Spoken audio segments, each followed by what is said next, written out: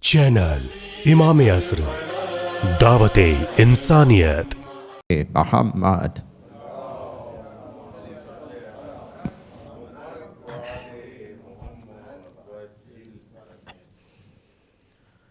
السلام علیکم ورحمۃ اللہ وبرکاتہ۔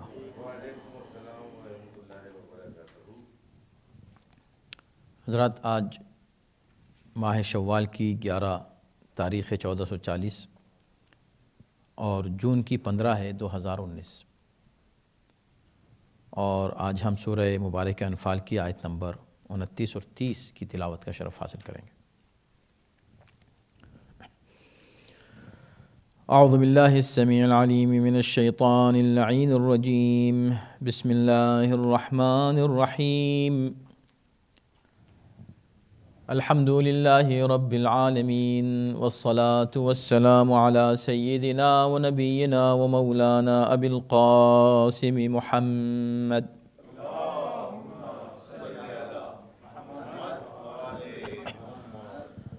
وآلہ الطیبین الطاہرین المعصومین، واللعنۃ الدائمۃ علی اعدائہم اجمعین من الآن الی یوم الدین۔ اما بعد فقد قال اللہ فی کتابہ الکریم، بسم اللہ الرحمن الرحیم، یا ایہا الذین آمنوا ان تتقوا اللہ یجعل لکم فرقانا ویکفر عنکم سیئاتکم وَيَغْفِرْ لَكُمْ وَاللَّهُ ذُو الْفَضْلِ الْعَظِيمِ۔ وَإِذْ يَمْكُرُ بِكَ الَّذِينَ كَفَرُوا لِيُثْبِتُوكَ أَوْ يَقْتُلُوكَ أَوْ يُخْرِجُوكَ وَيَمْكُرُونَ وَيَمْكُرُ اللَّهُ وَاللَّهُ خَيْرُ الْمَاكِرِينَ۔ صدق اللہ العلی العظیم۔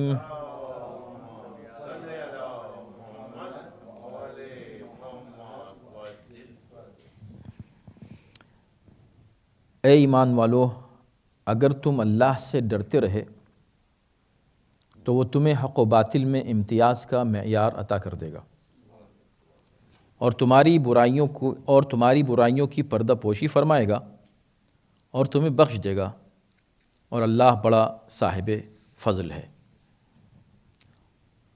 اور یاد کریں وہ وقت جب کافر منصوبہ بنا رہے تھے کہ آپ کو قید کر لیں یا قتل کر دیں یا وطن سے نکال دیں،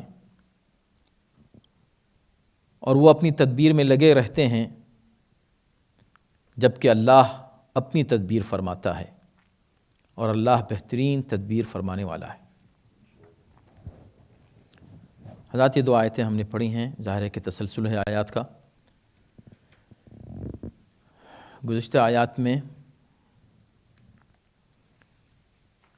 جہاں سے بات یا ایھا الذین آمنوا سے شروع ہوئی تھی کہ اے صاحبان ایمان، اللہ اور رسول کے ساتھ خیانت نہ کرنا، تو یہ گزشتہ ہفتے ہم نے یہ 2 آیتیں پڑھی تھیں، جس میں بہت ہی شدت کے ساتھ خیانت کی مذمت کی گئی تھی۔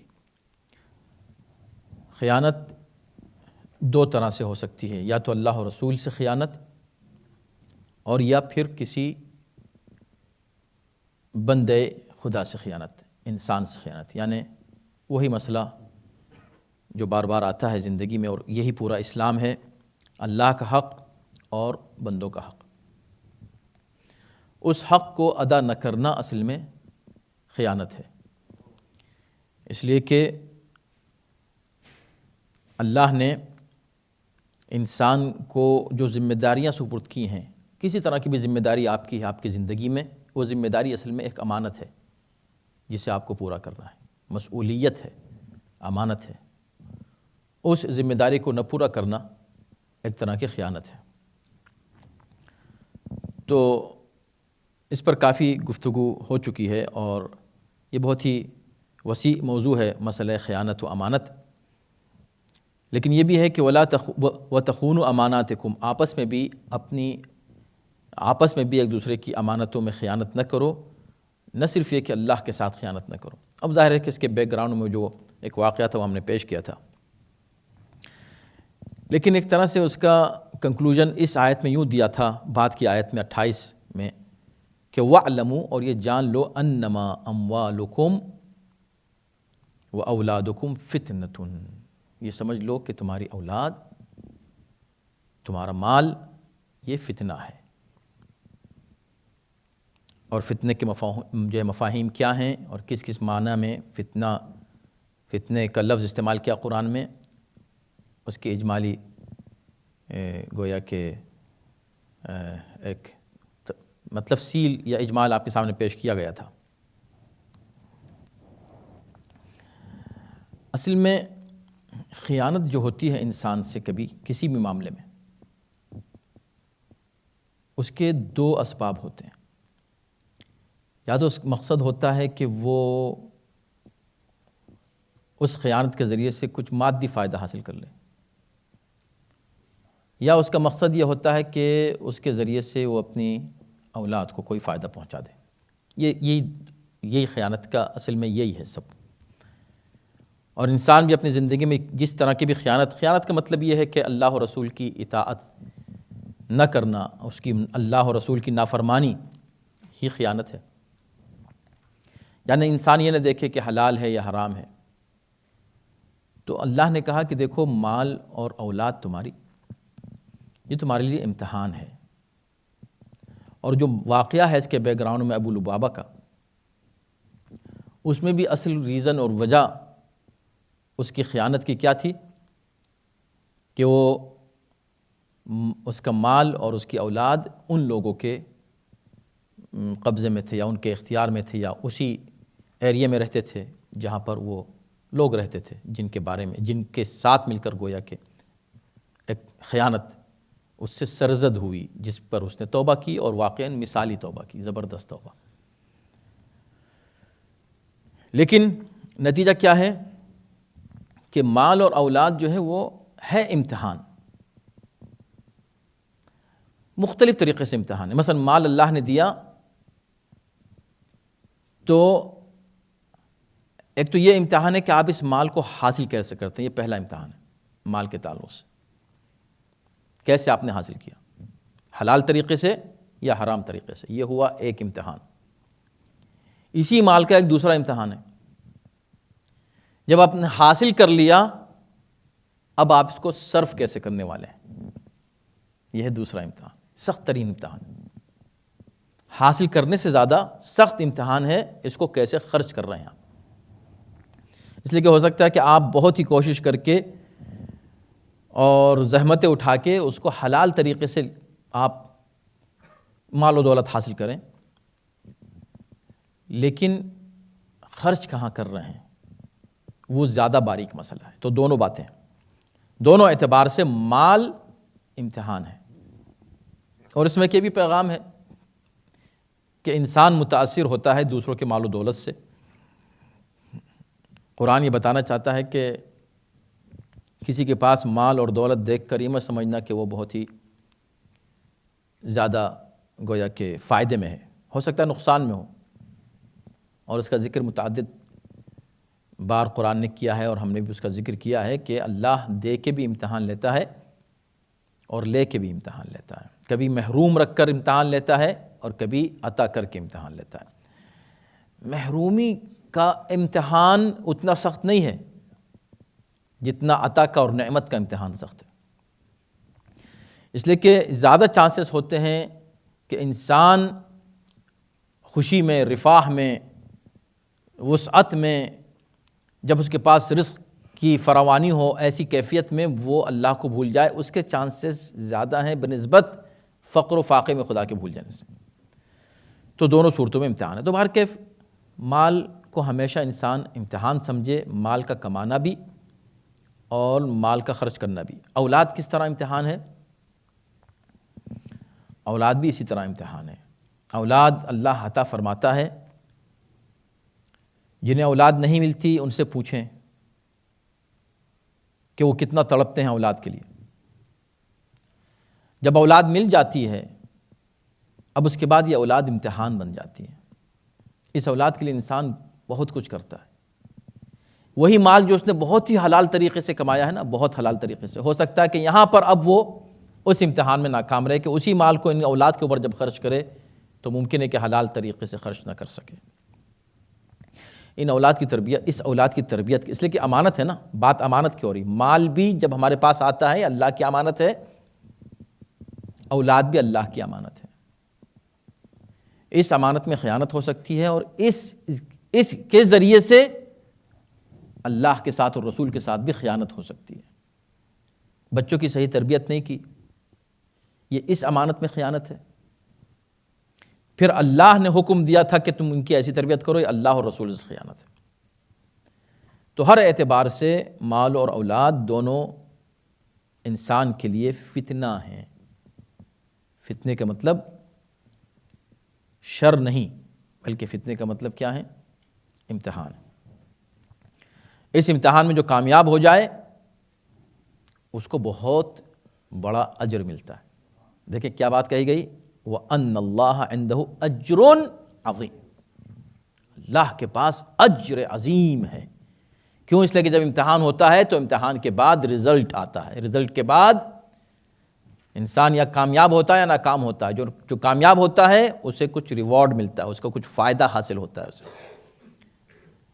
تو اس امتحان میں کامیابی جو مال و اولاد دے کر اللہ اس دنیا میں انسان سے لیتا ہے، وَأَنَّ اللَّهَ عِنْدَهُ أَجْرٌ عَظِيمٌ، اللہ کے پاس اجر عظیم ہے.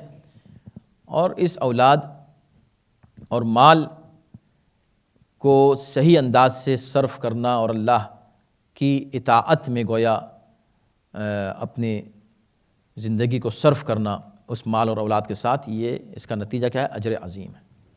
اور اسی سے مربوط دیکھیں ترتیب چل رہی ہے، یا ایھا الذین آمنوا ان تتقوا اللہ. امتحان میں کامیابی ممکن نہیں ہے جب تک انسان متقی نہ ہو، پرہیزگار نہ ہو. تقوی اور پرہیزگاری ہی کے ذریعے سے انسان امتحان میں کامیاب ہو سکتا ہے. اور جو امتحان کی کامیابی ہے اصل میں گویا اس بات کا اعلان ہے کہ انسان نے، ایک مومن نے نہ اللہ سے خیانت کی ہے نہ بندوں سے خیانت کی ہے. تو آیتیں ایک دوسرے سے مربوط چل رہی ہیں.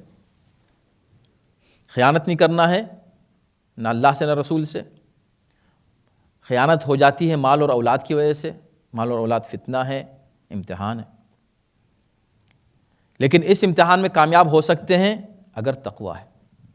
یا ایھا الذین آمنوا ان تتقوا اللہ، اگر تم تقوی اختیار کرو، یجعل لکم فرقانا، تو تمہارے لیے فرقان قرار دے گا، تمہیں فرقان عطا کرے گا. فرقان کیا ہے؟ فرقان مصدر ہے فرق سے، فرق کرنا. فرق یفرق فرقا و فرقانا. فرقان یعنی ایک ایسی کسوٹی جو حق و باطل کے درمیان فرق کر دے. امتیاز کا ایک معیار کہ انسان پہچان سکے کہ سچ کیا ہے اور جھوٹ کیا ہے، حق کیا ہے، باطل کیا ہے، اس کے درمیان فرق کر سکے، یہ اس کو فرقان کہتے ہیں. البتہ فرقان کے مفاہیم میں مفسرین نے بہت سے معانی بیان کیے ہیں. مثلا تفسیر صافی میں ہے کہ ہدایت، مطلب یہ فرقان سے مراد کیا ہے؟ ہدایت فی قلوبکم تفرقون بہا بین الحق والباطل. اللہ تمہارے دل میں ایک ایسی ہدایت ڈال دے گا کہ اس کے ذریعے سے تم حق اور باطل کو پہچان لو. تفسیر قمی میں ہے کہ یہ علم ہے، العلم الذی تفرقون بہ بین الحق والباطل. یہ وہ علم ہے جو اللہ تمہیں عطا کرے گا، اس علم کے ذریعے سے تم حق و باطل کو پہچان لو گے. تفسیر بیان السعادہ میں ہے کہ نورا فارقا بین الحق والباطل وہو نور الولایہ.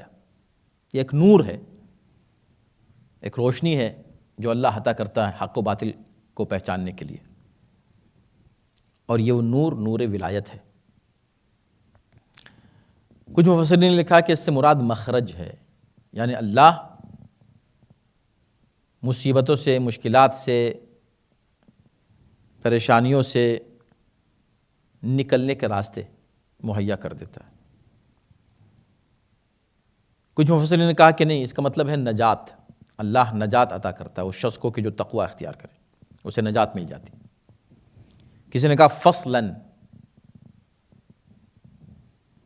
یعنی وہ حق و باطل کے درمیان حد فاصل کھینچنے کی صلاحیت پیدا کر لیتا ہے۔ ایک میں کہا نصراً، اس سے مراد نصرت ہے، اس لیے کہ اسی سورہ کی آیت نمبر 41 میں بدر کے لیے ایک لفظ استعمال ہوا ہے جو ابھی آئے گا، اس پر ہم گفتگو کریں گے۔ یوم الفرقان، یوم التقى الجمعان، یوم الفرقان، اس کو یوم الفرقان کہا ہے، یعنی حق و باطل میں فرق کرنے کا دن، جس دن اللہ نے ایک کمزور جماعت کو بہت ہی طاقتور جماعت پر فتح و نصرت عطا کی، تو لہٰذا فرقان سے مراد نصرت ہے۔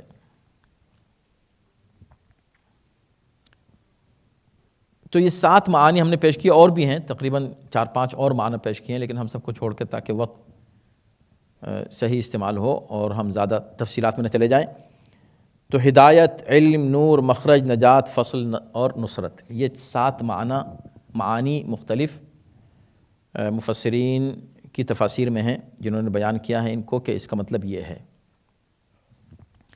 لیکن اصل میں بات کیا ہے؟ اللہ نے کہا تم تقوی اختیار کرو، ہم تم کو فرقان دیں گے۔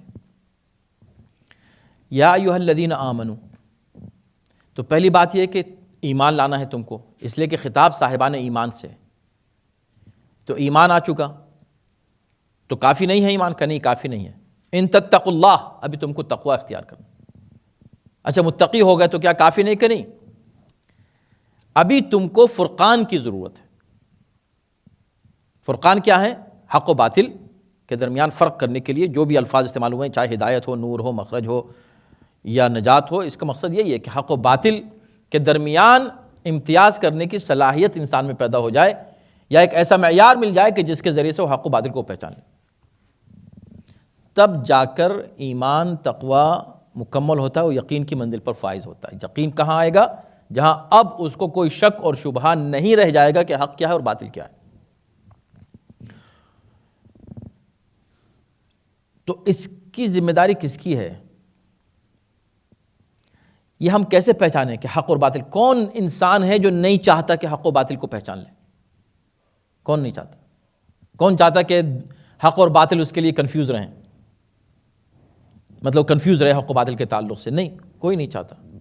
لیکن کیا سب پہچان چکے ہیں حق اور باطل کو؟ اگر ایسا ہوتا تو اتنے دین نہیں ہوتے دنیا میں، اور ادیان میں اتنے فرقے نہیں ہوتے۔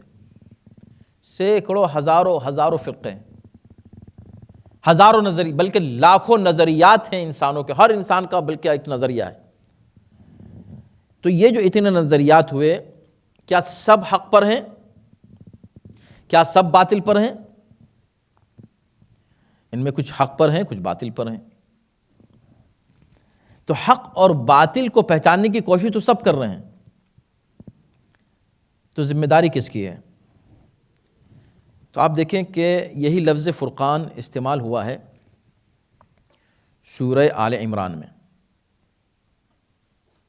اور بہت ہی دلچسپ طریقے سے قرآن نے وہاں پر اس لفظ کو استعمال کیا ہے۔ کس کے لیے ہے؟ یہ ہے قرآن کے لیے۔ تو قرآن کے لیے کہا کہ بات اس طرح سٹارٹ ہوتی ہے کہ بسم اللہ الرحمن الرحیم، الف لام میم، اللہ لا الہ الا هو الحی القیوم، نزل علیک الکتاب بالحق مصدقا لما بین یدیہ وانزل التوراۃ والانجیل۔ اللہ نے تم پر، اے ہمارے حبیب، کتاب نازل کی ہے حق کے ساتھ، جو تصدیق کرتی ہے ان کتابوں کی جو تم سے پہلے نازل ہوئیں۔ کون سی کتابیں؟ تورات و انجیل۔ من قبل ہدی للناس، اس سے پہلے جو کتابیں آئی ہیں جو انسانوں کے لیے ہدایت تھیں، تورات اور انجیل، ان کی یہ کتاب قرآن تائید کرتا ہے۔ تو 3 کتابوں کا ذکر ہو گیا، اللہ نے کتاب نازل کی، تورات اور انجیل نازل کی. کتاب سے مراد قرآن، یعنی قرآن نازل کیا اور تورات و انجیل نازل کیا. پھر فوراً کہتا ہے کہ من قبل ھدی للناس وانزل الفرقان، اور اللہ نے فرقان بھی نازل کیا. تو کیا 4 کتابیں ہو گئیں؟ یہ سوچنے کی بات ہے. کتاب نازل کی، نزل علیک الکتاب، پھر تورات و انجیل تم سے پہلے نازل کی، 3 ہو گئیں. وانزل الفرقان، اور فرقان نازل کیا. تو کیا 4 ہو گئیں کتابیں؟ کہ نہیں، فرقان وہی ہے جس کو پہلے کتاب کہا. تو وانزل الفرقان کا مطلب ایسا تو لگ رہا ہے کہ جیسے 4 کتابوں کا ذکر ہو رہا ہے. کہ نہیں، 3 ہی کتابیں ہیں. پہلی والی جس کا ذکر ہوا، تم پر جو کتاب نازل ہوئی، وہی اصل میں یہ قرآن فرقان ہے. تو اب ہم اس تفصیل میں نہیں جا رہے ہیں، بہت ہی دلچسپ اس کی تفصیلات، لیکن صرف اتنا ہی کافی ہے سمجھنا کہ دراصل اس سورے میں لا الہ الا اللہ جو حق مطلق ہے، حق ہے ہی اللہ، توحید ہی اصل میں حق ہے. اور کسی اور شے کو اگر آپ حق کہیں گے تو صرف اسی بنا پر کہ اس کا تعلق خدا سے ہوگا تو حق ہے، خدا سے جدا ہوگا تو باطل ہے. ابھی جو مطلق حق مطلق ہے لا الہ الا اللہ، اسی کے پہچاننے میں لوگوں کو پریشانی ہوئی، اور یہیں لوگوں کو فرقان کی ضرورت ہے کہ وہ پہچانیں کہ بھئی واقعاً اس کائنات کا خالق کون ہے. تو اس کائنات کے خالق پر یقین بہت لوگ رکھتے ہیں. دنیا کے جتنے مذاہب ہیں، ادیان ہیں، وہ دین ہے ہی اس لیے کہ خدا کو مانتے ہیں، لیکن سب خدا کو الگ الگ ڈیفائن کرتے ہیں. تو یہاں خدا نے کہا کہ نہیں، ہم تم کو بتائیں گے، یہ ہماری ذمہ داری ہے، تم کیسے، انسان کیسے خدا کو پہچان لے گا؟ سوچیں، یہ جو اتنے فرقے ہوئے ہی اس لیے کہ انسان نے خدا کو پہچاننے کی کوشش کی. انسان کی صرف ایک ذمہ داری ہے کہ وہ یہ سمجھ لے کہ ہے، خالق ہے. وجود خدا کا یقین ہر انسان کے دل و ذہن اور فکر میں اللہ نے ڈال دیا ہے. انا ہدیناہ السبیل اما شاکرا و اما کفورا. ہم نے انسان کو سیدھا راستہ دکھا دیا، چاہے وہ کافر ہو جائے چاہے وہ شاکر ہو جائے. تو اب انسان کو تو اللہ نے اتنی عقل، اتنا فہم دے دیا ہے کہ وہ خدا کے وجود پر یقین رکھ سکتا ہے، آرام سے وجود خدا تک پہنچ سکتا ہے کہ اللہ ہے، خدا ہے، خالق ہے. اب وہ خالق کون ہے، کیسا ہے، اس کی صفات کیا ہیں، یہاں انسان نہیں پہنچ سکتا. اس کو خدا خود پہچانوائے کہ میں کون ہوں. لا الہ الا اللہ کا مطلب کیا ہے؟ تو خدا نے کہا ہاں میں نے پہچانوایا ہے. کیسے؟ انزل الکتاب، کتاب نازل کی ہے، تورات و انجیل نازل کی ہے. لیکن سوال یہ کہ جو تورات و انجیل نازل کی ہے، کیا اس کے ذریعے سے خدا پہچانا جائے گا؟ کہ ہاں بالکل پہچانا جائے گا. لا الہ الا اللہ تم قرآن کے ذریعے سے، وانزل التوراۃ والانجیل، ان دونوں کتابوں کے ذریعے سے بھی خدا کو پہچان سکتے ہو. مگر ان کے ذریعے سے لوگوں نے خدا کا بیٹا قرار دے دیا، کسی نے عزیر کو، کسی نے عیسیٰ کو. تو کہاں خدا کو پہچانا؟ کہا کہ یہی تو مسئلہ ہے کہ ان کتابوں میں بھی تحریف کر کے لوگوں نے حق و باطل کو مکس کر دیا. اور اس کو کیسے پہچانے؟ کہ اب یہاں وَأَنزَلَ الْفُرْقَانَ، قرآن کے ذریعے سے تم پہچانو گے کہ قرآن سے پہلے جو کتابیں نازل ہوئیں ان میں کتنا حق ہے اور کتنا باطل ہے، کتنا خدا کی طرف سے، کتنا انسان نے اپنی طرف سے شامل کر دیا ہے. یہ فرقان بتائے گا. کون بتائے گا؟ قرآن. اس کا مطلب ہے کہ توحید کا پہچاننا اور حق کی پہچان منحصر ہو گئی ایک جگہ آ کر. کہاں؟ قرآن میں. صرف قرآن کے ذریعے سے آپ حق کو پہچان سکتے ہیں. قرآن ہی فرقان ہے. اب ٹھیک ہے، قرآن فرقان ہے، لیکن ایک مشکل یہ ہوئی کہ اسی قرآن میں اختلاف ہو گیا. اسی قرآن میں اختلاف ہو گیا، توحید میں اختلاف ہو گیا. آپ چھوڑیں نبوت و رسالت و امامت و ولایت، یہ تو موضوعات ہیں آگے کے. توحید میں مسلمان جو قرآن پر ایمان رکھتے ہیں ان میں اختلاف ہو گیا.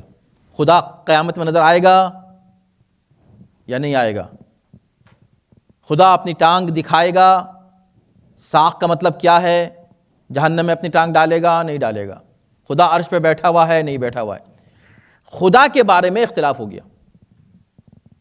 تو ہم لا الہ الا اللہ کہاں سمجھیں؟ پھر کہاں رہے؟ اگر قرآن فرقان ہے اور یہ خدا کی ذمہ داری ہے کہ جیسے اس نے انسان کی ہدایت کی ہے ویسے ہی وہ حق و باطل میں فرق کرنے کا معیار وہ مہیا کرے۔ ہم اگر خدا کو پہچانوانا شروع کر دیں گے تو ہمارا خود ایک مذہب بن جائے گا، اس لیے کہ ہم نے بتایا ایسا ہے خدا، اس نے کہا ایسا ہے خدا، 2 ہو گئے، اس نے کہا ایسا خدا، 3 ہو گئے۔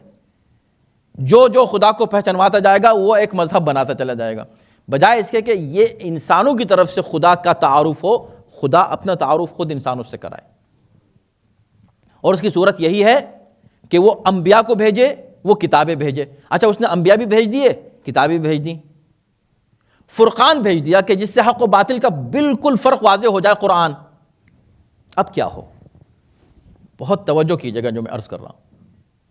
اب یہاں قرآن نے کہا کہ بھئی ہم نے فرقان نازل کر دیا، اب تو مسئلہ حل ہو گیا۔ ہم کہنے یا اللہ بھی کہاں ہوا حل؟ ابھی تو جتنے لوگ ہیں تیرے بارے میں، تیرے پیغام کے بارے میں تو الگ مسئلہ ہے، تیرے بارے میں اختلاف رکھتے ہیں۔ الرحمن علی العرش استویٰ کا مطلب کیا ہے؟ اس پر جھگڑا ہے۔ الہیات ایک دنیا ہے جس پر لوگ گفتگو کرتے رہے ہیں اب 1400 سال سے،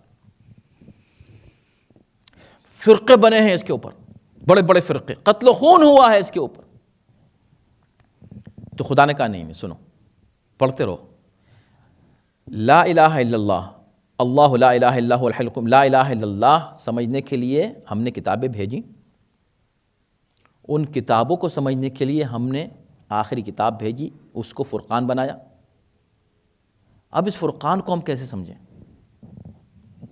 تو آگے اس نے کہا هو الذی انزل علیک الکتاب منہ آیات محکمات، اللہ وہ ہے جس نے تم پر اے ہمارے حبیب آیات محکمات نازل کی ہیں، ہن ام الکتاب، یہی کتاب کی اصل ہیں، وَأُخَرُ متشابہات، لیکن اسی کتاب میں کچھ متشابہات بھی ہیں۔ یہ جو اختلاف ہے اس پر نہیں ہے کہ نماز واجب ہے یا نہیں،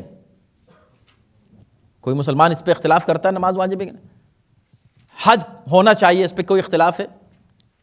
تو جہاں محکمات ہیں، کلیئر مسائل ہیں، سیدھے سیدھے احکام ہیں، کوئی اختلاف ہی نہیں ہے وہاں۔ اختلاف کہاں ہے؟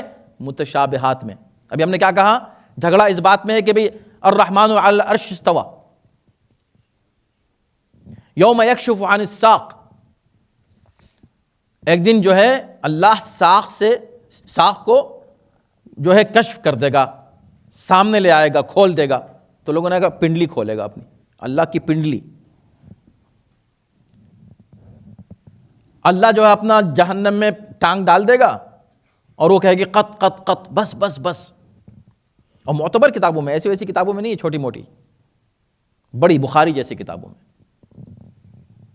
کہ اللہ اپنی ٹانگ ڈال دے گا، اللہ ٹانگ ڈال دے گا جہنم میں، اس لیے کہ اس کا پیٹ نہیں بھرے گا جب تک خدا ٹانگ نہیں ڈال دے گا۔ تو بھائی کہاں ہے یہ؟ تو کہا یہ متشابہات ہیں۔ رحمان عرش پہ بیٹھا ہے، عرش جو ہے ظاہر ہے کہ اللہ سے تو بڑا نہیں ہو سکتا، چھوٹا ہی ہوگا۔ جب چھوٹا ہے تو آپ جب چھوٹی کرسی پہ بیٹھیں گے اور چھوٹے اسٹول پہ بیٹھیں گے تو کیا ہوگا؟ آپ کا جسم دونوں طرف سے نکلا ہوا ہوگا۔ استغفر اللہ، اس طرح کی کیفیات لوگوں نے پیش کی، میں اس کو بیان بھی نہیں کر سکتا کہ خدا ایسا بیٹھا ہے اور اس طرح اس کا جسم کا حصہ ادھر لٹکا ہوا ہے ادھر لٹکا ہوا ہے۔ کیوں؟ اس لیے کہ وہ بڑا ہے اور وہ چیز چھوٹی ہے، کوئی چیز اس سے بڑی تو ہو نہیں سکتی، مگر وہ بیٹھا ہے، جسم بنا، جسم۔ تو کہا الرحمن علی العرش استویٰ، ہے تو صحیح قرآن میں، کہا نہیں یہ متشابہات ہیں۔ تو پھر فرقان کیسے بن گیا قرآن؟ توجہ کیجئے گا، جب فرقان نہیں تو کنفیوژن تو رہا نا، تو پھر حق و باطل میں تو فرقان نہیں بن سکا قرآن کا، نہیں ہے۔ وَأُخَرُ مُتَشَابِهَاتٍ فَأَمَّا الَّذِينَ فِي قُلُوبِهِمْ زَيْغٌ فَيَتَّبِعُونَ مَا تَشَابَهَ مِنْهُ ابْتِغَاءَ الْفِتْنَةِ وَابْتِغَاءَ تَأْوِيلِهِ، جو لوگ فتنہ چاہتے ہیں وہ اپنے طور پر تعویل اور انٹرپریٹیشن کرتے ہیں غلط طریقے سے متشابہات کی، محکمات کو چھوڑ دیتے ہیں، متشابہات کو لے لیتے ہیں۔ مگر پروردگار ہم یہ چاہتے ہیں کہ جب لا الہ الا اللہ کو ہم سمجھنا چاہتے ہیں، کتابیں تو نے بھیج دیں، کتابوں کے بارے میں پتہ چل گیا کہ ابھی کتابوں میں تحریف بھی ہو سکتی ہے، تو اس کے لیے فرقان تو نے کتاب بھیج دی۔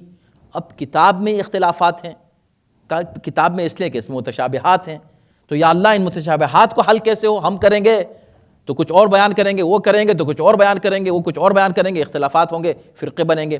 تو حق و باطل کا فرقان کہاں پیدا ہوا؟ تو کہا اس فرقان کے لیے بھی ایک فرقان کی ضرورت ہے۔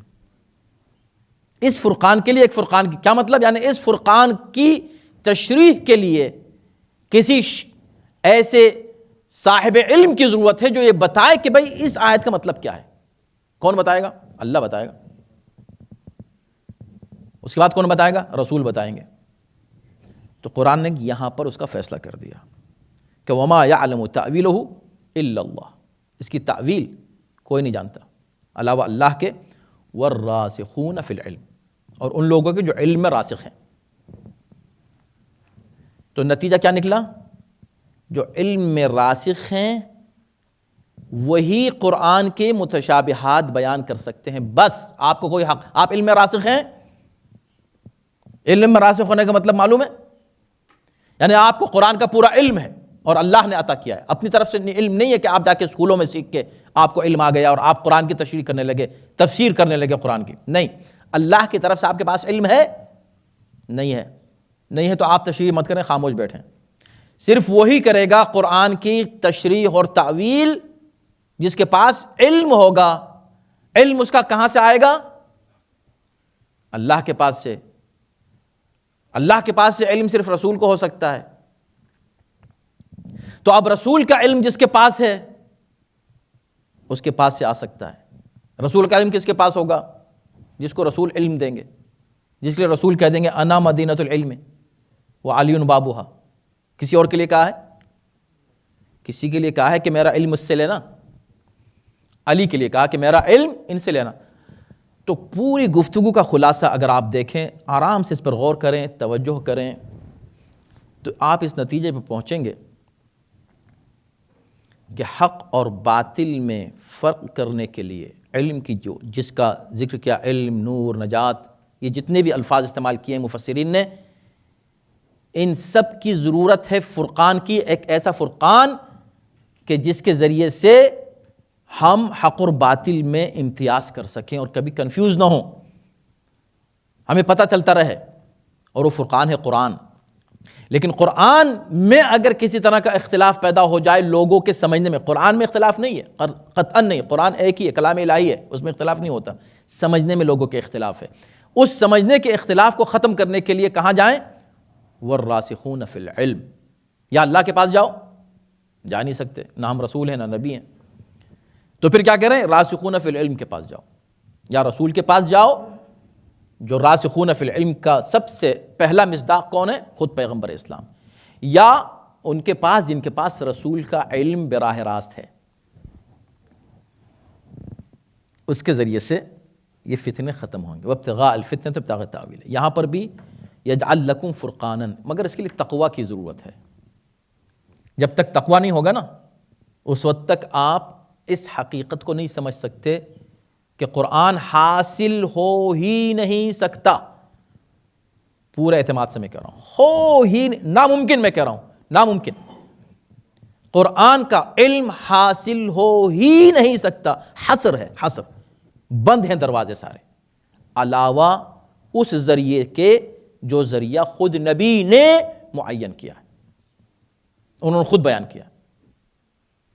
خود وہ بیان کریں کہ اس آیت کا مطلب یہ ہے، یا وہ بیان کریں جس کو انہوں نے معین کیا کہ یہ بیان کرے گا۔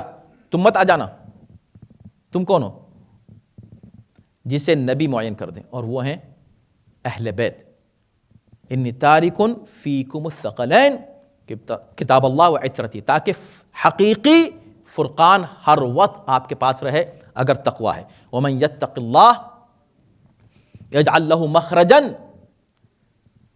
سورہ طلاق کی آیت ہے، اللہ اس کے لیے مخرج قرار دیتا ہے، نکلنے کے راستے کہ جو تقوی اختیار کرے۔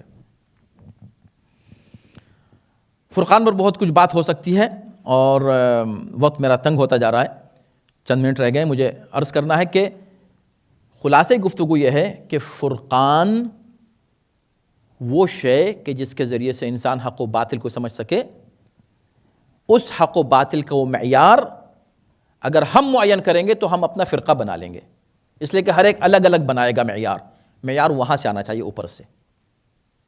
فرقان وہاں سے، یجعل لکم، اللہ تمہارے لیے فرقان بنائے گا، تم مت بنا لینا. یہی وجہ ہے کہ قرآن یقیناً فرقان ہے. تبارک الذی نزل علی عبدہ الفرقان، پاک ہے پروردگار جس نے اپنے حبیب پر فرقان نازل کیا. سورہ فرقان. تو قرآن کو فرقان کہا ہے. پھر قرآن کو سمجھنے کے لیے اہل بیت کے علاوہ، جیسے کوئی علم آپ قرآن کے بغیر نہیں حاصل کر سکتے، علم دین بغیر قرآن کے ناممکن، امپاسبل. آپ کہیں میں علم دین حاصل کروں گا قرآن کو چھوڑ کے، امپاسبل.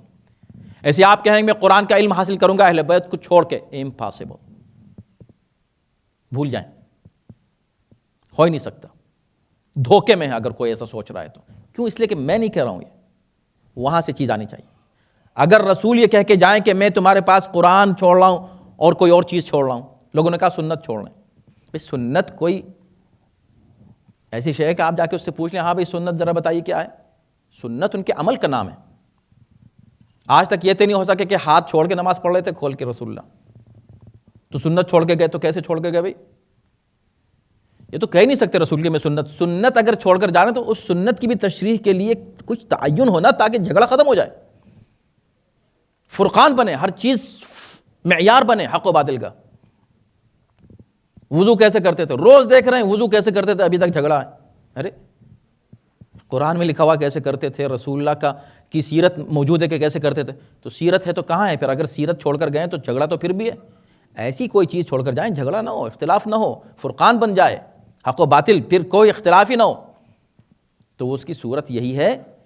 یہی صورت بے شک سنت چھوڑ کر گئے، لیکن یہ سنت ملے گی کہاں سے؟ اس سے مت لینا، اس سے مت لینا، اس سے مت لینا. اس سے لینا جس کے لیے رسول کہہ کے گئے، ان سے لینا. اور وہ اہل بیت، متفق علیہ یہ بات. تو حصر ہے اس بات میں کہ آپ دین اور مذہب اپنا، اور آپ اپنی نماز اور اپنا وضو اور اپنی تمام چیزیں کس سے لیں گے؟ اہل بیت سے، پیریڈ. اس میں کوئی بحث ہی نہیں. یجعل لکم، اور اسی لیے پیغمبر اسلام نے حضرت علی کے لیے بالکل کھل کے کہہ دیا، علی مع الحق والحق مع علی. علی حق کے ساتھ ہے، حق علی کے ساتھ. اب اس میں کیا جھگڑا؟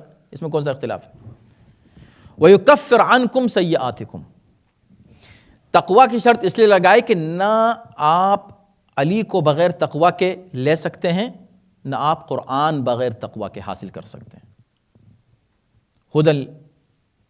ہدن للمتقین، الف لام میم ذالک الکتاب لا ریب فیہ ہدن للمتقین. جب تک آپ متقی نہیں ہیں آپ ہدایت قرآن پا ہی نہیں سکتے بغیر تقوی کے.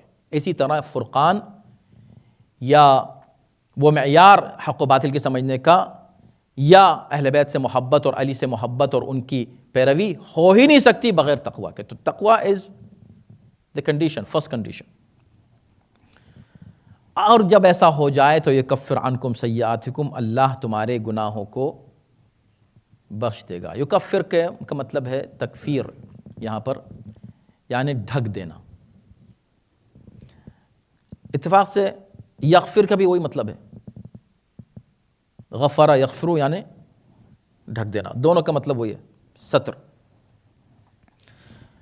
یکفر عنکم سیئاتکم، تمہاری خطاؤں کو بخش دے گا. ابھی ایک الگ بحث ہے، میں اس میں نہیں جانا چاہ رہا ہوں، اس وقت بھی ختم ہو چکا ہے کہ سیئات اور ذنوب میں کیا فرق ہے. وہ وقت آئے گا تو انشاءاللہ میں بعد میں کبھی عرض کروں گا. سیئات، سیئہ کا مطلب کیا ہے، معصیت کا مطلب کیا ہے، ذنب کس کو کہتے ہیں. بظاہر سب گناہ کے مفہوم میں استعمال ہوتے ہیں، لیکن یہاں صرف یکفر اور یغفر کا فرق اس لیے جلدی سے عرض کرنا ہے کہ چونکہ دونوں استعمال ہوئے ہیں اور واو عطف کے ساتھ استعمال ہوئے ہیں، اور واو عطف جو ہے مغایرت کو ثابت کرتا ہے نا کہ یہ الگ چیز ہے اور یہ الگ چیز ہے. تو یہ کہا کہ تمہاری خطاؤں کو ہم ڈھک دیں گے، معاف کر دیں گے. یکفر یعنی معاف کر دیں گے، ویغفر لکم اور ہم تم کو معاف کر دیں گے. تو 2 بار کیوں کہا؟ ایک ہی بات کو 2 بار 2 الفاظ میں کیوں کہا؟ تو اس کی کچھ تشریحات کی ہیں مفسرین نے، لیکن زیادہ قرین عقل یہ ہے کہ یکفر عنکم سیئاتکم یعنی تمہاری خطاؤں کو، تمہارے گناہوں کو اس دنیا میں اللہ چھپا دے گا،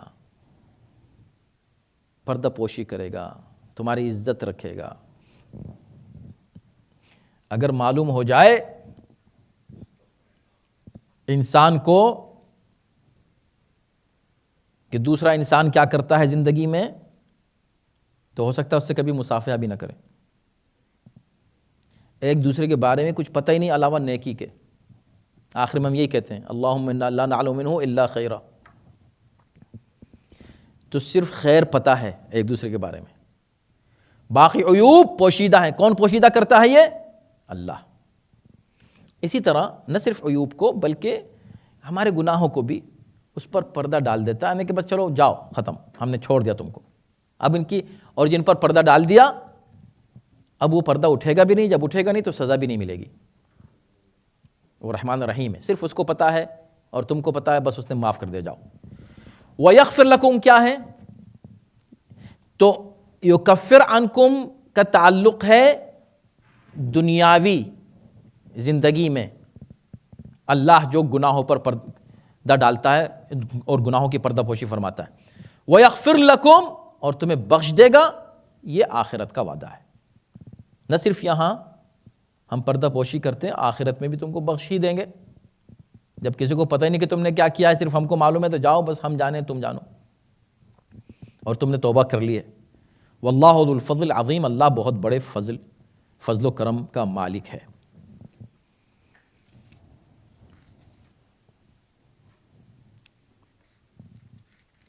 وقت ہمارا تمام ہو گیا ہے، 1 منٹ ہے میرے پاس، تو ہم اس میں صرف یہ عرض کر دیں کہ جو آیت ہے 30 جو پڑھی ہے، اس کو ہم تسلسل کے ساتھ بعد کی آیات کے ساتھ پڑھ لیں گے. 3 آیتیں آئیں گی، لیکن اس آیت میں اصل میں ہجرت کا ذکر کیا گیا ہے. اور یاد کرو وقت جب کافر سازش کر رہے تھے کہ آپ کو قید کر لیں یا قتل کر دیں یا وطن سے نکال دیں. 3 باتیں کہی ہیں اس آیت میں، اور یہ مشرکین ایسا کر رہے تھے. آیت کب نازل ہوئی اس پہ تھوڑی سی بحث کی ہے مفسرین نے کہ کیا یہ مکے میں نازل ہوئی یا مدینے میں، لیکن سیاق و سباق سے اندازہ ہوتا ہے کہ نہیں، بات مکے کی جا رہی ہے، آیت مدینے میں نازل ہوئی. کیوں؟ اس لیے کہ لفظ اذ سے استعمال ہوتا ہے. یاد کرو وہ وقت، اس کا مطلب یہ کہ کوئی پرانی بات بیان کی جا رہی تو ضروری نہیں ہے کہ جس واقعے کو بیان کیا گیا ہو اسی جگہ یہ آیت نازل ہوئی، ایسا کوئی ضروری نہیں ہے. اپنے احسانات یاد دلاتے ہوئے اللہ، اور خاص طور پہ بدر کے موقع کے اوپر جب مسلمانوں سے خطاب کیا جا رہا ہے کہ اللہ نے کیسے تمہاری نصرت کی، کیسے نصرت کی، اسی کے تسلسل کے ساتھ یہ بات آگے آ کر یہاں پہنچی کہ بھی دیکھو. اور یہ بھی تو یاد کرو نا کہ تمہیں خود اے ہمارے حبیب کیسے تمہیں قتل کرنے کی لوگ کوشش کر رہے تھے، تم کو نکالنے کی کوشش کر رہے تھے. تو یا تو ان کو قید کرنے کا ارادہ تھا یا قتل کرنے کا ارادہ تھا یا مکے سے نکال دینے کا ارادہ تھا، اور وہ مکر کر رہے تھے اور اللہ اپنی تدبیر کر رہا تھا، اور اللہ بہترین تدبیر کرنے والا ہے. اور یہ ہمیشہ ہوتا ہے، دشمن اپنا مکر کرتا ہے، اس کے اپنے منصوبے ہوتے ہیں، اس کی اپنی سازشیں ہوتی ہیں، اور اللہ کا اپنا منصوبہ، اپنا ارادہ اور اس کی اپنی تدبیر ہوتی ہے اور وہ کامیاب ہوتا ہے. ہم اتنا عرض کر کے رک جائیں گے وقت ختم ہو جانے کی وجہ سے، لیکن اس آیت کی تھوڑی سی تشریح ہوگی اس لیے کہ ہجرت کے تعلق سے ہے، اور یہ 3 کیفیات کس انداز سے وہ کافر چاہ رہے تھے نافذ کرنا اور کیسے وہ ناکام ہوئے، اس پر تھوڑی سی گفتگو ہوگی. اور بعد کی آیت بھی دلچسپ ہے، آیت نمبر 32. 32 اور 33. تو ہم ان چاروں آیتوں کی تلاوت انشاءاللہ کریں گے اگلے ہفتے، اور کوشش کریں گے کہ جلدی ہی ان 4 آیتوں پر گفتگو ہو جائے. صلوات علی محمد و آل محمد.